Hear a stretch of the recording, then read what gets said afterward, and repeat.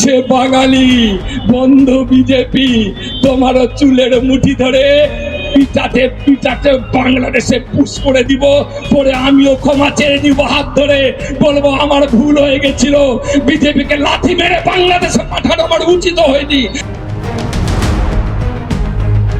স্বাধীনতা দিবসের মঞ্চে দাঁড়িয়ে বিজেপি নেতাদের বাংলাদেশে পাঠিয়ে দেওয়ার হুঁশিয়ারি তৃণমূল নেতার।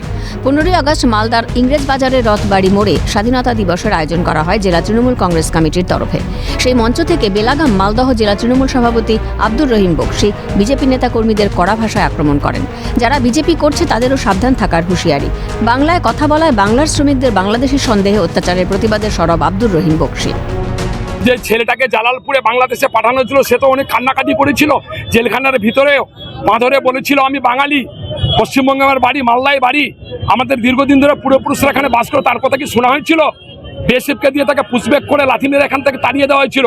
বাঁচো নিজেকে, বাংলা ভাষাকে বাঁচাও, বাঙালিকে বাঁচাও, মমতা ব্যানার্জির নেতৃত্বে মমতা ব্যানার্জি পতাকা তুলে সমাবেত। তৃণমূল নেতার মন্তব্যের পাল্টা কটাক্ষ করতে ছাড়েননি দক্ষিণ মালদহ সাংগঠনিক জেলার বিজেপি সাধারণ সম্পাদক। তিনি একজন হচ্ছে জেলা সভাপতি, একজন বিধায়ক, তিনি হারবেন এটা জেনে তিনি হচ্ছে এখন আবল তাবল বকছেন, পাগলের প্রলাপ তিনি করছেন। ওনাকে জনগণ এখান থেকে ধরে যে বাংলাদেশ পাশেই বাংলাদেশ, ওনাকে বাংলাদেশে পাঠিয়ে দিবে। তিনি যদি এগুলো অনেক দিন ধরে বলছেন, তিনি এগুলো একটা করে দেখান, তাহলে বুঝবো তার ক্ষমতা আছে।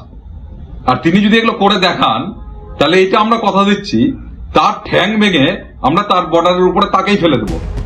ভোটের আগে বাংলার পরিযায়ীদের ওপর বাংলাদেশি সন্দেহে অত্যাচারের বিরুদ্ধে সরব স্বয়ং মুখ্যমন্ত্রী।